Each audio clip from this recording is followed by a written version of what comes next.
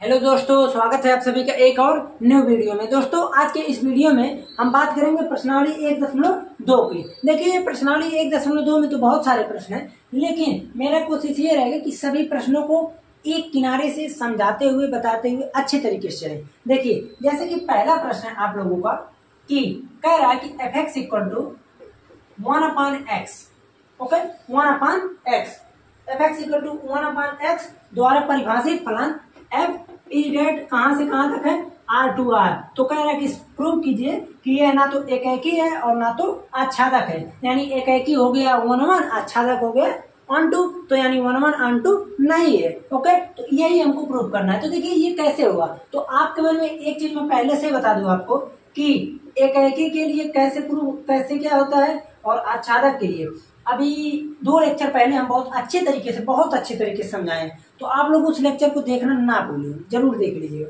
और देखिए, एकाकी के लिए हम क्या करते हैं, मेरा उद्देश्य ये है कि f(x1) = f(x2), इसी को सॉल्व करके चाहे जैसे आ जाए क्या, x1 = x2, ये चीज आ जाए। तो इस चीज के लिए हमें क्या करना पड़ेगा, देखिए इसको हटाइए, आप डायरेक्टली लिखेंगे कि f(x1) = f(x2)। यहां से आप डायरेक्टली लिखेंगे 1/x1 = 1/x2। अब आप कहेंगे ये कैसे होगा, तो भाई f(x) = इतना, तो f(x1) = 1/x1, f(x2) = 1/x2, f(3) = 1/3, f(5) = 1/5। तो इस प्रकार से हम यहाँ से डायरेक्टली बोल सकते हैं, ऊपर ये तो हो ही है, x1 = x2, हम कह सकते हैं कि अतः यह एकाकी फलन है।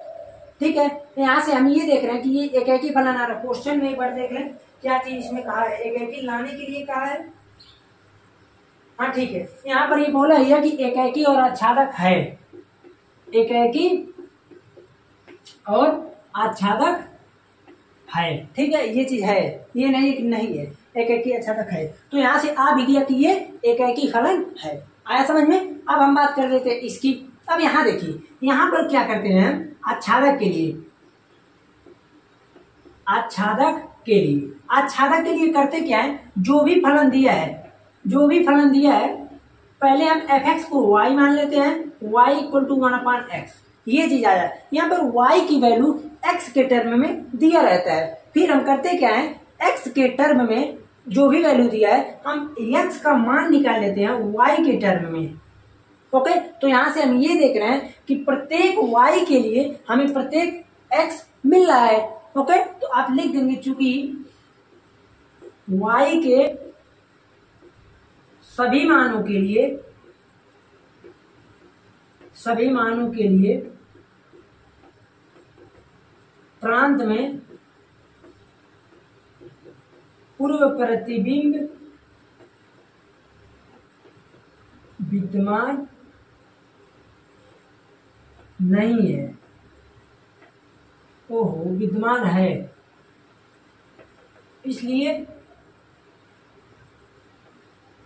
आच्छादक फलन है। आया समझ में। देख रहे हैं ना कितने आसानी से हो गया। फिर इसके आगे इसी में दिया है कि यदि प्रांत R को N से बदल दिया जाए तो क्या होगा। ठीक है, देख लेते हैं। अगर मान लीजिए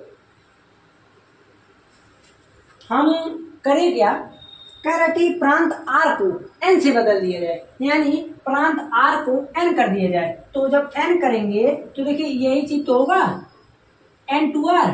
अगर ये चीज हो रहा है तो हम कहेंगे ऐसा है, एकाकी के लिए तो सेम ही कंडीशन है भाई, एकाकी के लिए तो सेम है ना। जैसे अगर N हो गया चाहे R हो गया, जब R में होता तो N R में तो एकाकी होगा ही होगा। कैसे, वही काम सेम करेंगे एकाकी के लिए। अब देखिए ये चीज बदल गया, तो यहां से जब ये बदला तो हम फिर से निकालेंगे एकाकी के लिए f(x1). अब देखिए इसे हम f ना मान के g मान सकते हैं, gx = 1/x। क्यों, क्योंकि एक फलन का बात हो चुका, तो उसी सवाल में दूसरे के लिए g मान लेते हैं। तो यहां से हो जाएगा क्या, g(x1) g(x2). तो यहां से क्या आएगा, आप कहेंगे 1/x1 1/x2, तो यहां से आ जाएगा x1 = x2, यानी एकाकी फलन है। ठीक, जब हम बात करेंगे क्या चीज, आच्छादक की, तब आपको थोड़ा सा समस्या आना चाहिए। देखते हैं आच्छादक फलन की जब बात करेंगे तो हम लिखेंगे डायरेक्टली कि G of X equal to 1/x, ये चीज आएगा y इक्वल टू 1/x, यहां से आ जाएगा x इक्वल टू 1/y। देखिए ध्यान दीजिए y क्या चीज है, आप कहेंगे y तो r है। अगर y r है, r का मतलब क्या हुआ, रियल नंबर। अगर y रियल नंबर का सेट है तो ये बताइए रियल नंबर में कुछ भी आ सकता है, माइनस, पॉजिटिव, रूट, कुछ भी। अगर मैं 2 ले लूं, 3 ले लूं, 5 ले लूं, 10 ले लूं, y का कुछ भी वैल्यू ले लूं तो हमें नेचुरल नंबर थोड़ी ना मिलेगा।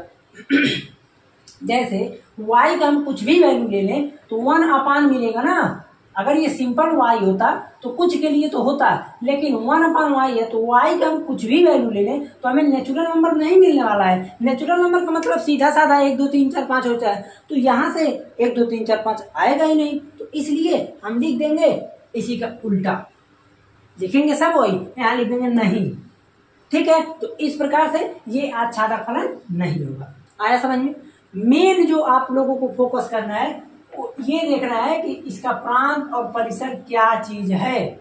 जो मेन मुद्दा है वो प्रांत और परिसर का ही है, नहीं तो उसके बाद तो मैटर सब शांत है। इसलिए आप लोग जो भी प्रश्न हो ध्यानपूर्वक देख के सोच समझ के ही सॉल्व कीजिए। अब बात करते हैं हम दूसरे प्रश्न में। अब दूसरा प्रश्न तो बहुत बड़ा है। दूसरे प्रश्न में 5 प्रश्न दिया है। अब 5 प्रश्न में देख रहे हैं नहीं होगा तो एक आध होमवर्क दे देंगे, क्यों, सही है कि नहीं। देखते हैं कर, देखिए ऐसा है। दूसरा प्रश्न है। दूसरा प्रश्न में पहले हम पहला प्रश्न करते हैं। पहला प्रश्न ये है, कहाँ गया, f(x equal to X square) द्वारा प्रदत्त फलन fn2n है। f(x equal to X square) द्वारा प्रदत्त फलन fn2n है। ये हो गया पहला सवाल। उसके बाद अब देखिए जब इसको हम सॉल्व करेंगे तो मेरा वही काम, अपना काम लगा रहेगा भाई। एक एक के लिए एक बार निकाल लेंगे, एक बार आच्छादक निकालेंगे। अब क्वेश्चन पूछा गया, पहले क्वेश्चन तो देख लें। क्वेश्चन ये कह रहा है कि निम्नलिखित फलनों को एकाएकी तथा आच्छादी यानी इंजेक्टिव और सर्जेक्टिव गुणों की जांच कीजिए। आप निकालिए एकाएकी है या आच्छादक है कि नहीं, हमको यही बताना है। तो देखिए एकाएकी के लिए हम ये देख रहे हैं कि अगर मान लीजिए हम f(x equal to X square) है तो वही अपना काम f(x1) इक्वल टू f(x2), ये चीज निकालेंगे। यहां से क्या चीज आएगा, आ जाएगा देखिए x1 square equal to x2 square, आएगा कि नहीं, बिल्कुल आएगा। यहां से आप लिखेंगे x1 इक्वल टू x2। आप कहेंगे क्यों, ये चीज तो आप x1 equal to minus x2 लिख सकते हैं, प्लस माइनस लिख सकते हैं। तो प्लस माइनस तब हम लिखते हैं जब रियल नंबर होता। भाई अगर पॉजिटिव संख्या ही केवल हम ले रहे हैं तो निगेटिव कहां से आ जाएगा। ठीक है, तो इसलिए अगर ये एक्स स्क्वायर है और एक्स स्क्वायर से हमें मतलब नहीं है, अगर यहाँ नेचुरल नंबर है तो हम डायरेक्टली बोलेंगे कि x1 इक्वल टू x2 ही होगा, क्योंकि यहाँ पर निगेटिव नंबर जब आएगा ही नहीं तो यहाँ से निगेटिव नंबर की बात क्यों होगी। अगर रियल नंबर का सेट रहता है तो हम डायरेक्टली बोल देते कि x1 इक्वल टू माइनस का x2 प्लस का x2 दोनों लिख देते। ठीक है, तो इसलिए ये क्या है, एकाएकी है। ओके, अब हम बात करते हैं आच्छादक की। तो आच्छादक फलन की जब बात करेंगे तो देखिए f(x equal to X square), ठीक है, f(x) को हम लिखेंगे y equal to X square, ठीक है, x इक्वल टू √y, ये होगा। आप कहेंगे बिल्कुल नहीं होगा, क्यों, क्योंकि √2 का मान, √5 का मान, √11 का मान, ये सब क्या आएगा, नेचुरल नंबर मिलेगा नहीं। इसलिए आप वही चीज लिखेंगे कि देखिए लिखेंगे आप कि y की प्रत्येक मान के लिए, y के प्रत्येक मान के लिए प्रांत में पूर्व प्रतिबिंब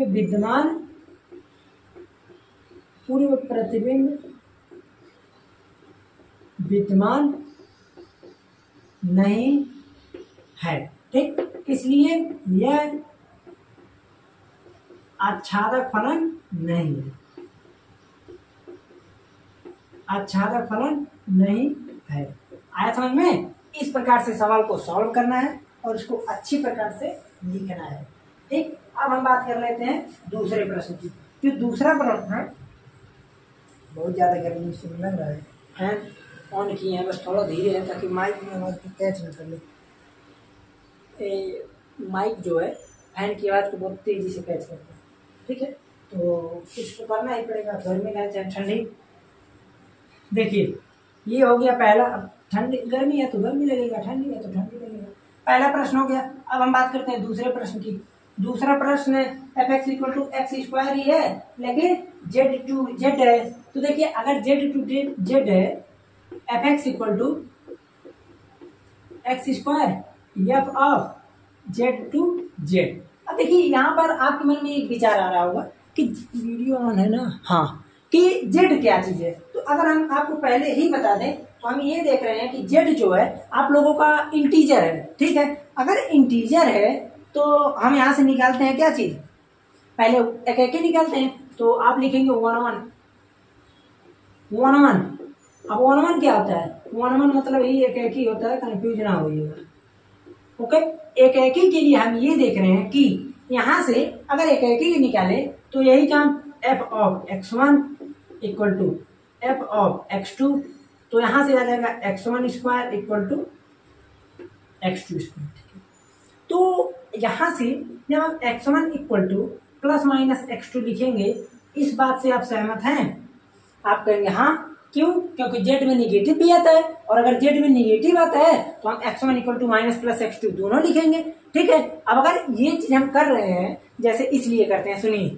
अगर मान लीजिए आप नेचुरल नंबर दिए तो जीरो को केवल इधर आएंगे, इंटीजर नहीं है तो जीरो में निगेटिव भी जाएंगे और जीरो से पॉजिटिव भी जाएंगे। तो ये बताइए दो नंबर मिलेगा कि नहीं, -2 +2 दोनों मिलेगा। तो इसलिए यहाँ पर ये चीज हम निगेटिव में लेते हैं। इसी प्रकार रियल नंबर में होता है, ओके। तो इसलिए हम यहाँ से बोल देंगे कि ये एकाकी नहीं है। तो यहाँ से आप डायरेक्टली बोलेंगे कि ये एकाकी नहीं। हम बात कर लेते हैं आच्छादक फलन की। जब आच्छादक फलन की बात करेंगे, आच्छादक फलन की, देखिए जैसे ही हम आच्छादक फलन की बात करेंगे तो आच्छादक फलन क्या होता है, आप कहेंगे फिर वही काम, F X equal to X square है तो Y equal to X square. Actually लिख दे रहे एफ एक्स इक्वल टू, तो एक्स बराबर आ जाएगा √y। ये सीधे दिख रहा है। जेड हम ला देते, लेकिन अगर ये रूट ना रहता तो, अगर रूट है तो 5 रखेंगे तो ठीक है, -5 रख देंगे तो निकलेगा ही नहीं। तो इसलिए ये y के प्रत्येक मान के लिए x का पूर्व प्रतिबिंब विद्यमान नहीं है, तो इसलिए ये ही नहीं है। ठीक आया समझ में? अब हमें लगता है आप लोग पूरे प्रश्न को, इसमें 5 प्रश्न है, कर सकते हैं, लेकिन हम सोच रहे हैं कि अब देखिए डायरेक्टली तीसरा प्रश्न इसमें दिया है कि F X equal to X square R2R F R2R। इसको आप लोग सरल कीजिएगा, R2R है तब इसको हमको आप बताइएगा। जैसे ही हम R2R लेंगे तो इसका सवाल क्या होगा, कैसे सॉल्व होगा, इसको आप लोग बताएंगे। आप लोग कहेंगे जब हम एकाकी की बात करेंगे तो R2R है तो एकाकी नहीं होगा, आच्छादक की बात करेंगे तो आच्छादक भी नहीं होगा। क्यों? क्योंकि भाई x बराबर इतना है, अगर x बराबर इतना है तो हम -5 लेंगे तो ये काल्पनिक संख्या हो जाएगा, इसलिए ये ना तो एकाकी होगा ना तो आच्छादक होगा। आप लोग इसको सॉल्व जरूर कीजिएगा। एक चीज और बता दें, जब यहाँ पर सम संख्या रहती है तभी केवल ये सिंपल टूट जाता है। जैसे आप कहेंगे ये कैसा, जैसे जब यहाँ पर सम संख्या रहती है तो यहाँ पर प्लस माइनस तभी आते हैं, अगर विषम संख्या है तो डायरेक्टली x1 बराबर x2 जो भी है आ जाता है। ठीक है, तो 3 प्रश्न तक हो गए, चौथा पांचवा 2 प्रश्न बचे हैं। देखिए अब हम बात कर लेते हैं यहाँ पर चौथे प्रश्न की, F X equal to X cube. F X equal to X cube है और n to n है, n to n। अब देखिए यहाँ पर अगर ये ऐसा है, आप कहेंगे एकाकी फलन की अगर बात किया जाए तो एकाकी के लिए हम ये देखते हैं कि एकाकी के लिए डायरेक्टली हो जाएगा f ऑफ x1 और f ऑफ x2, और यहाँ से हो जाएगा x1 का क्यूब इक्वल टू x2 का क्यूब। तो यहाँ से डायरेक्टली टूट टाट के हो जाएगा x1 इक्वल टू x2। क्यों? क्योंकि ये नेचुरल नंबर है और वैसे भी विषम का है तो डायरेक्टली ऐसे ही होता है। तो ये चीज हो गया, तो यहाँ से हम कह सकते हैं कि ये एकाकी है। ये एकाकी फलन है, लेकिन जब हम बहुएकी जब हम आच्छादक फलन निकालेंगे, आच्छादक फलन, तो आच्छादक के लिए F of X equal to X cube ये चीज है, तो F of X equal to Y X cube, X equal to Y पे पावर 1/3। अब ये बताइए ये आच्छादक फलन होगा? आप कहेंगे बिल्कुल नहीं होगा। क्यों? हम 2 रखे, 5 रखे, 9 रखे, 20 रखे, कुछ भी रखेंगे तो इतना पे पावर 1/3 है, तो इसका मान पॉइंट में जाएगा, नेचुरल नंबर का सेट है, तो इसलिए ये चीज हम यहां से बोलेंगे कि आच्छादक फलन नहीं। ठीक है, अब यहां से हम बात कर लेते हैं 5वें प्रश्न की, जो कि देखिए F X equal to X cube, same चीज है, F X equal to X cube, ये जेड टू जेड है। आप लोग इसे सॉल्व कीजिए। ठीक है, इसे सॉल्व कीजिए, बहुत ही आसान है, बस थोड़ा सा दिमाग लगाना है। सॉल्व इसे कीजिए आप लोग।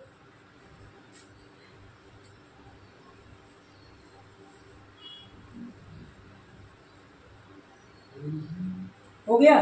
देखिए अब आप कहेंगे ऐसा है, ये चीज तो हम कर लेंगे, सेम प्रोसेस है, वैसे ही सेम होगा। तो यहां से देखा जाए तो एकाकी तो होगा ही होगा, एकाकी होगा ना। एकाकी क्यों होगा? आप कहेंगे ऐसा है, एकाकी इसलिए होगा क्योंकि F X equal to X cube का जैसे ही हम तोड़ते हैं, हमें पॉजिटिव निगेटिव से मतलब नहीं है, डायरेक्टली x1 बराबर x2 हो जाता है। ओके, ये चीज है। आगे हम इसका कंसेप्ट कहीं ना कहीं बता देंगे, दवाइए में इसको मिटाते हैं। जैसे हर चीज का कंसेप्ट बताना अच्छी है, कंसेप्ट समझना भी चाहिए, इसका कंसेप्ट जो भी है बता देंगे। देखिए अब हम बात कर लेते हैं तीसरे प्रश्न की।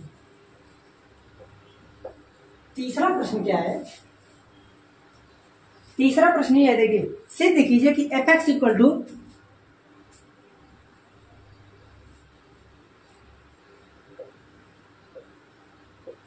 एक्स, इसे हम क्या बोलते हैं आप लोग बताइए? महत्तम पूर्णांक फलन F R to R, F X equal to इतना है, एफ आर टू आर, ये चीज है ना, तो एकाकी है और ना आच्छादक है। जहां ए ग्रेटेस्ट इंटीजर जो भी है महत्तम पूर्णांक फलन एक्स, एक्स से कम या उसके बराबर महत्तम पूर्णांक को निरूपित करता है। देखिए जो भी चीज है ये सिंपल, ये इसका ग्राफ जो है, ग्राफ लगभग इस प्रकार से होता है कुछ।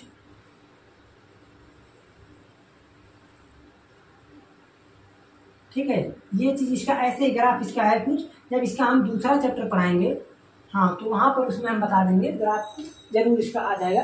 ठीक है, यहाँ पर ये कुछ इस प्रकार से है। ये सिंपल देखिए, ग्रेटेस्ट जो महत्तम पूर्णांक फलन होता क्या है, जैसे इसमें इसका एक ही वसूल है कि जो भी नंबर डालें, जैसे 2.3 नंबर डाल दिए इसमें, तो ये कम को दर्शाएगा, 2 को दर्शाएगा। ओके, क्योंकि यहाँ पर देखिए ये पहले ही सिंपल लिख दिया कि जहां एक्स, जहां ये वाला एक्स यानी ग्रेटेस्ट इंटीजर फलन, तो एक्स से कम यानी जो भी नंबर है उससे कम या उसके बराबर दर्शाता है। आप कहेंगे बराबर कैसे? हम 2 ही लिखे तो 2 ही को दर्शाएगा, 2.9 लिखे हैं तो 2 को दर्शाएगा, 3 लिखे तो 3 को बताएगा, 3.5 लिखे तो 3.0 यानी 3 को ही दर्शाएगा। तो ये बताइए, अब आपके मन में एक चीज आ रहा होगा कि हम जब इसे एकाकी की बात करेंगे, जब हम इसे एकाकी की बात करेंगे तो एकाकी तो डायरेक्टली ही नहीं होगा, एकाकी डायरेक्टली नहीं होगा। क्यों? क्योंकि एकाकी में हम ये देखते हैं कि एकाकी में अगर मैं मान ले रहा हूं कि एफ ऑफ x1 2.3 लिया,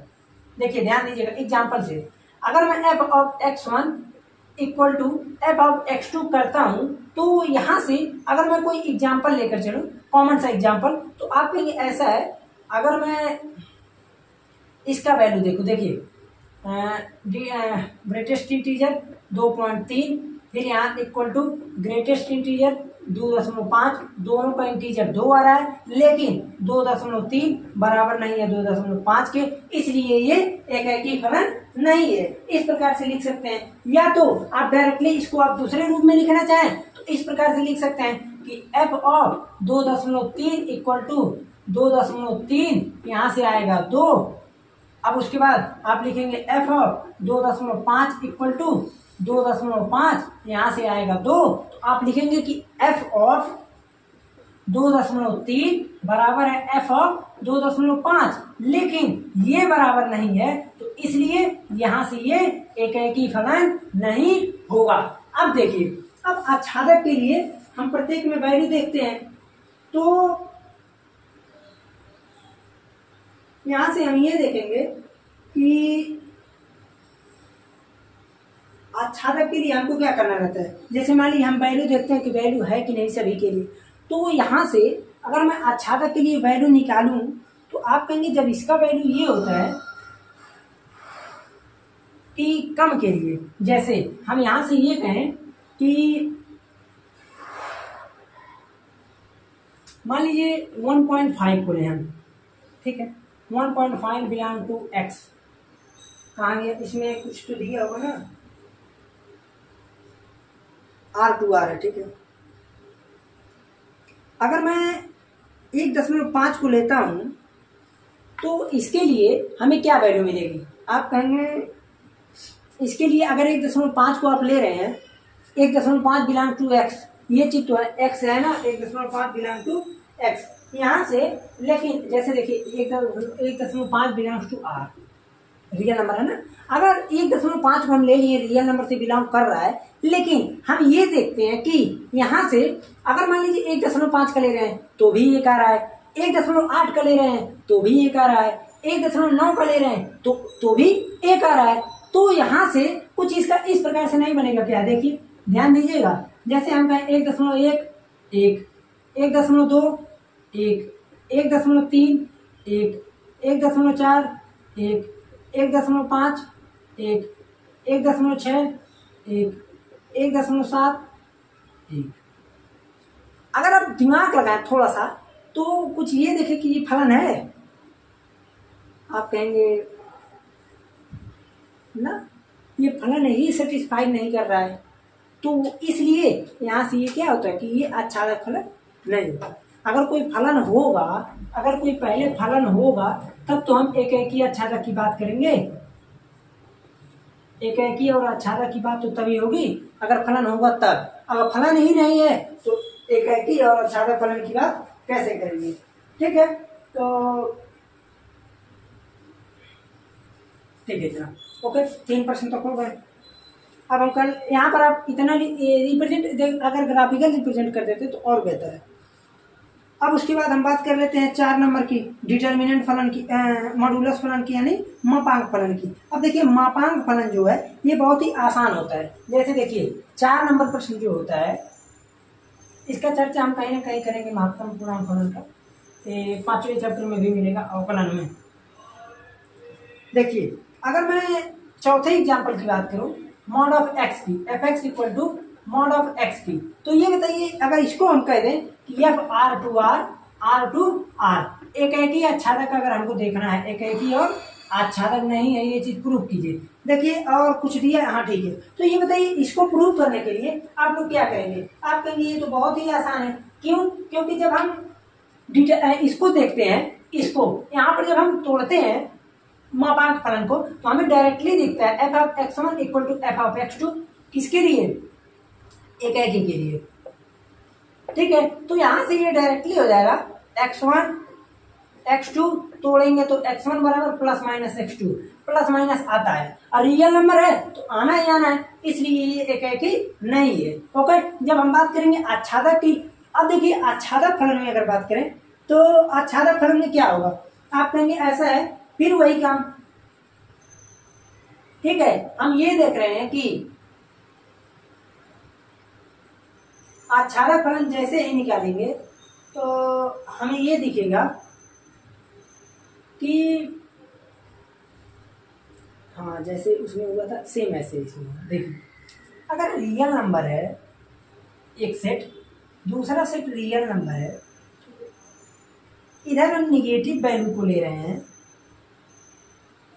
इधर हम पॉजिटिव वैल्यू को लें, कुछ भी वैल्यू लें, तो हमको क्या देगा, आप कहेंगे ये 2 देगा, ये 1 देगा, ये भी 1 देगा, ये भी 2 देगा, लेकिन ये नेगेटिव वैल्यू को तो छोड़ देगा, ये पूरे पूरे निगेटिव वैल्यू को छोड़ देगा। तो कुछ इसी प्रकार से अगर मैं मान लीजिए ये चीज ले रहा हूँ, मैं ये देख रहा हूँ कि ये चीज तो है, इतना अगर मैं ग्राफिकल रिप्रेजेंट कर रहा हूँ तो भी ठीक है। मैं ये देख सकता हूँ कि -1 बिलोंग्स टू आर। -1 जो है, अगर मैं -1 को लेकर चलूँ, प्रांत में तो है, लेकिन जैसे ही हम रेंज में चलते हैं, ये चूंकि रियल नंबर का सेट है, तो यहाँ से हम ये देख रहे हैं कि इसमें पूरे निगेटिव नंबर छूट जा रहे हैं। ओके, तो यहाँ से आप इसी को हिंदी में आप लिख सकते हैं कि डायरेक्टली कि प्रांत के सभी अवयव के लिए पूर्व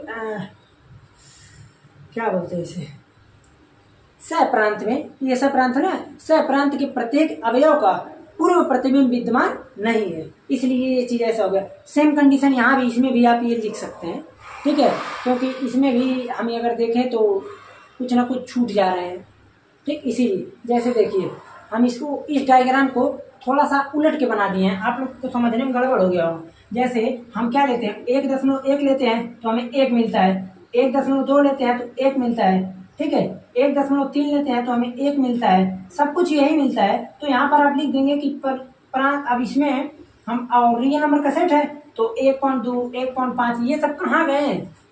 जैसे इसको जब हम बताए थे तो थोड़ा सा हम डायग्राम को उल्टा कर दिए थे, हमको डायग्राम को सीधा बनाना चाहिए था। आप जैसे देखिए 1.1, 1.3, 1.5, 1.9, 1.8 सभी का क्या होगा, 1 होगा। तो ये बताइए, आप कहेंगे ऐसा है, अगर सभी का 1 हो रहा है तो 1.1, 1.5 ये सब कहाँ जाएगा। तो आप लिखेंगे कि 1.1 नॉट बिलोंग्स टू आर। ये इसमें तो है, लेकिन इसका कोई पूर्व प्रतिबिंब विद्यमान नहीं है, इसका ये आंसर है दोनों का, ठीक। तो दोनों आप अपने भाषा में लिख लीजिएगा कि सप्रांत में 1.1 बिलोंग्स टू आर बट प्रांत में does not belongs to R. इस प्रकार से आप लिख सकते हैं कि सप्रांत के प्रत्येक अवयव का प्रांत में पूर्व प्रतिबिंब विद्यमान नहीं है, इस प्रकार से भी लिख सकते हैं। देखिए लिखने का तरीका पता है तो कैसे भी लिख सकते हैं, ठीक है। अब हम बात कर लेते हैं 5 नंबर। 5 नंबर की अगर बात करें, चलिए एक आध प्रश्न और बता दें, अच्छा रहेगा ना। हम जब 5 नंबर की बात करते हैं तो 5 नंबर तो आप लोगों को वैसे ही देख करके आ जाएगा कि क्यों नहीं है, ओके, लेकिन हमको बताना पड़ेगा। जैसे देखिए 5 नंबर प्रश्न यही है कि fx f r/r है, पहली बात r/r है, fx equal to 1 0 -1 x greater than 0 x बराबर 0 x लेस देन 0। आप लोग थोड़ा सा इसमें दिमाग लगाइए, थोड़ा सा दिमाग लगाइए तब हम बताएं।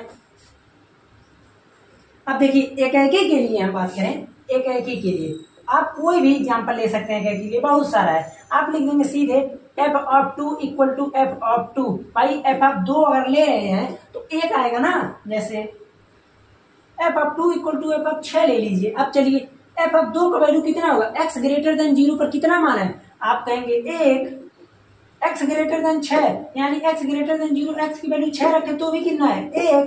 तो आप लिखेंगे कि अतः f(2) बराबर f(6), इसको अलग अलग भी लिख सकते हैं, जैसे f(2) बराबर 1, f(6) बराबर 1, लेकिन f(2) बराबर है f(6) के, लेकिन 2 बराबर नहीं है 6 के। यही हमारा कंडीशन यही है कि हम यहाँ से करा दें कि ये क्या चीज है, एकाएकी नहीं है, ठीक है ना। देखिए बहुत ही आसान था, इसको आप लोग आराम से समझ लीजिए। अब देखिए जब ये रियल नंबर का सेट है तो आप ये देख रहे हैं कि हम अगर कोई भी वैल्यू ले रहे हैं तो यहां से सिंपल क्या हो रहा है, जैसे मान लीजिए देखिए ये आर है, ये आर है, दोनों आर का सेट है। अगर मैं यहां से ले लूं 1 तो 1 मिला, अगर मैं 2 ले लूं तो 1 मिला, 3 लूं तो 1 मिला, 0 लें तो 0 मिला, 5 लें तो 1 मिला, 6 लें तो 1 मिला। यानी हम ये कह सकते हैं कि पूरे 0 से बड़ी नंबर के लिए हमें डायरेक्टली 1 मिल जा रहा है, और 0 के लिए 0, निगेटिव, पूरे निगेटिव वैल्यू के लिए हमको सिर्फ और सिर्फ -1। तो और सब बीच के नंबर कहाँ गए। अगर ये दिया रहता है कि r से -1, 0, 1 तक की वर्ग, तो ये सही होता एकदम, ये तब अच्छा था फलन हो जाता। लेकिन ये चूंकि R से R तक है तो इसलिए आप लिखेंगे 2 कहाँ गया, 3 कहाँ गया, 5 कहाँ गया, -2 कहाँ गया, ये सब कहाँ गए। तो इसलिए आप लिखेंगे कि सहप्रांत में उपस्थित प्रत्येक अवयव के लिए पूर्व प्रांत में पूर्व प्रतिबिंब विद्यमान नहीं है, इसलिए ये चीज आच्छादक फलन नहीं। यानी सहप्रांत में उपस्थित प्रत्येक अवयव के लिए प्रांत में पूर्व प्रतिबिंब विद्यमान नहीं है, इसलिए यह आच्छादक फलन नहीं। अब देखिए ये चीज तो हो गया 5 नंबर तक। 6 नंबर देख लें, होमवर्क लायक है देने लायक का। 6 नंबर पर देख लीजिए लगे आप, क्योंकि जितना हम पढ़ा देंगे बढ़िया रहेगा। जैसे देखिए आप लोगों को महत्तम पूर्णांक फलन वो भी बढ़िया समझा दिए, मॉडुलस वाला वो भी समझा दिए। जैसे देखिए एक बार फिर से देख लीजिए, गड़बड़ ना हो। मॉडुलस वाला देखे पहले, तो मॉडुलस वाले में हम ये देख रहे थे कि 1.2 1.5 दोनों के लिए वैल्यू 1 हो रहा था, ओके। लेकिन 1.2 बराबर नहीं था 1.5 के, इसलिए एक ही नहीं था। आच्छादक की बात करें 1.2 के लिए 1, 1.5 के लिए 1, 1.9 के लिए 1, तो इधर का 1.1 1.2 कहाँ जाएगा, इसलिए नहीं हुआ था। सेम प्रॉब्लम मॉडुलस वाले में हुआ था और वही सेम कंडीशन इस सवाल में हुआ था। ये तीनों सवाल एक ही से रिलेटेड है। देखिए 5 नंबर कह रहा है, 6 नंबर कि मान लीजिए कि a = 1 2 3, a = 1 2 3, b = 4 5 6 7, b = 4 5 6 7, ये चीज है। फिर उसके बाद कह रहा है कि तथा f = 1 4 2 5, फिर उसके बाद है 3 6, फिर a से b तक एक फलन है। सिद्ध कीजिए कि f एक ही है। ये a से b में कोई एक फलन है। अब जैसे देखिए a का मान यहाँ पर कितना है 1 2 3, b का मान यहाँ पर कितना दिया है 4 5 6 7, फिर कह रहा है कि 1 4 1 4 2 5 2 5 3 6 3 6। आप लोग इसे डायग्राम ऐसे बनाएंगे और डायरेक्टली आप लिख सकते हैं कि चूंकि f(1) = 4, f(2) = 5, f(3) = 6, इसलिए हम ये बोल सकते हैं कि डायरेक्टली हम ये देख रहे हैं कि प्रत्येक का एक के लिए केवल एक ही वैल्यू मिल रहा है, तो इसलिए ये एक ही फलन है। एक ही फलन क्यों है, क्योंकि हम ये देख रहे हैं कि एक के लिए केवल एक ही कंडीशन है। अगर मान लीजिए यही रहता कि f(1) के लिए 4, f(2) के लिए 4, तो यहाँ पर हम कह सकते हैं कि ये मिनिमम फंक्शन हो जाता। लेकिन चूंकि ये हम देख रहे हैं कि केवल एक का एक ही से कनेक्शन है, तो इसलिए ये क्या है वन फंक्शन है। ठीक, 6 प्रश्न तक हो गए और उसके आगे रहने दीजिए। 7 नंबर से लेकर 12 नंबर तक एक लेक्चर में अगले लेक्चर में बता देंगे। तो आज के लेक्चर यहीं पर रहने देते हैं, चलते हैं, मिलते हैं फिर अगले लेक्चर में। अगर कोई भी समस्या हो तो कमेंट में जरूर बताइएगा।